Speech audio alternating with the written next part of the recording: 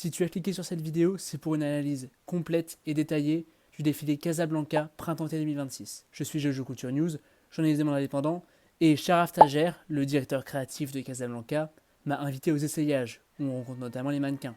Une fois présent à ces essayages, il m'a expliqué chaque nuance, chaque inspiration, et surtout chaque vêtement de sa nouvelle collection. Pour commencer, voici le mood board, c'est-à-dire les photos qui donnent l'idée, les inspirations.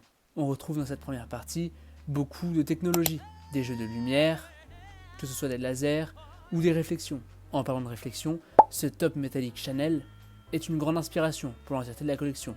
On le verra réimaginer de plusieurs manières. Mais bon, je vais un peu trop vite. Pour l'instant, imaginez une boîte de nuit, un peu venant de l'univers des Daft Punk. Car oui, le thème de ce défilé, c'était For the Love of the House. On parle ici de la house, du genre musical de la house. Dans cette deuxième partie, Sharaf nous présente des personnages. Nous avons donc une fille qui serait une sorte de bourgeois rave girl, c'est-à-dire une fille riche, une fille rose Barbie, mais une fille qui vole les habits Chanel de sa mère pour aller faire la fête. Et son boyfriend, son petit copain, une sorte de videur de boîte inspiré de Brad Pitt. Dernier point de détail avant de passer aux vêtements, mais il faut rappeler qu'avant d'être designer de mode, Sharaf était propriétaire de boîte de nuit. Il possédait en effet le club Le Pompon à Paris. Et c'est donc de là d'où vient son amour de la house.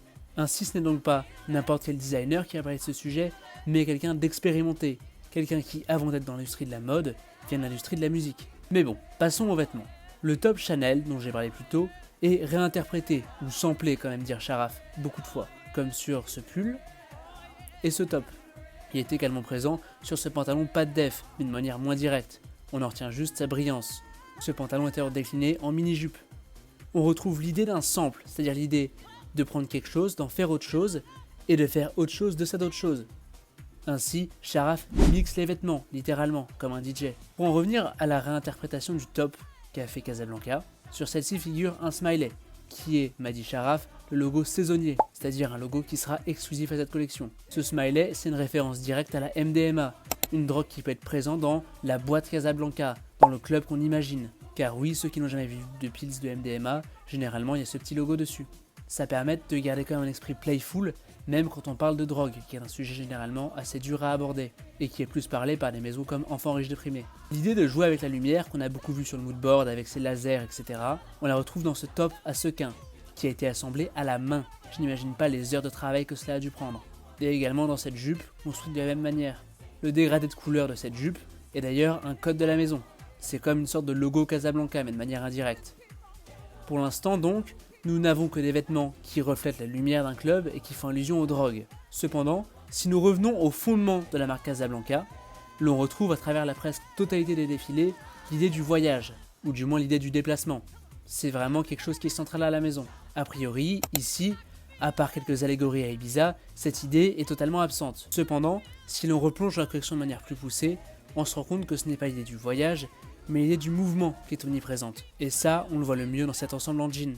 Ensemble en jean bleu, mais dont la spécificité est qu'il est recouvert de plumes d'autruche. Ces plumes, m'ont expliqué l'équipe créative, ont été cousues à la main. Encore une fois, ce sont ici des centaines d'heures de travail, faites par les artisans. Et même quand l'objet est statique, même quand il est juste sur notre jambe et qu'on ne bouge pas, les plumes bougent, à la moindre once de vent. Ainsi, c'est un mouvement constant. Quand on pense au mouvement et en club, on pense aussi bien sûr à la danse. Et cette partie-là, ne vous inquiétez pas, n'a pas été épargnée. Par exemple, les bijoux, que ce soit des bracelets ou des colliers, évoquent les perles de sueur des danseurs dans la boîte. Ces gouttes de sueur, si on réfléchit, peuvent aussi être dues à la prise de la fameuse drogue smiley de la MDMA. Et les lunettes ont encore une fois cette idée de vélocité. Un jogging devient délavé à cause de tout ce mouvement. Et sur ces cordons figure encore une fois le smiley MDMA. Cette collection et la marque Casablanca se démarquent de tout le reste à la Fashion Week. Pourquoi donc ? Parce que tous les vêtements étaient finalisés. Généralement, quand on fait un défilé, le vêtement est presque pas portable. Il y a rarement d'étiquettes, parfois il tient avec des pinces de sécurité, et il est sûrement pas prêt à être vendu. Mais ici, c'est différent. L'équipe créative a travaillé tellement dur que tout est prêt à être vendu. Les vêtements que j'ai vus et que je vous ai montrés sont prêts à être exposés en boutique. Pour réussir ce tour de force, toute l'équipe créative a été déménagée depuis Londres jusqu'à Paris, et les ateliers ont été reproduits à l'identique. Enfin, pour conclure cette vidéo, le show s'est produit avec un format assez unique. En effet, il a pris lieu dans une église, qui est comme vous le voyez très colorée, et les mannequins ont défilé sur une bande son composée du DJ Louis Vega, qui est un des fondateurs du mouvement de la house, et d'une chorale de 18 femmes qui chantaient du gospel, les deux en même temps. Cette idée de créer quelque chose de nouveau dans la house, mais bien sûr avec une forme de house plus ancienne, et bien sûr une forme de chant plus ancienne aussi. C'est cette idée de faire du nouveau avec de l'ancien qui est réellement la ligne directrice de ce défilé. Quand on regarde les vêtements en un, il n'y a rien de nouveau, rien de groundbreaking comme on dirait en anglais. Ce sont des vêtements portables, ce qui est typique de Casablanca. Ce sont des vêtements beaux, bien construits, mais qui ne présentent rien de nouveau. Cependant, ils aident à développer l'univers de la marque. Les codes de la maison, comme ceux des rayons de couleur, dans cette jupe et dans ces talons, sont transportés. Mais ce n'est ni la première fois, ni le premier univers dans lequel ils sont transportés.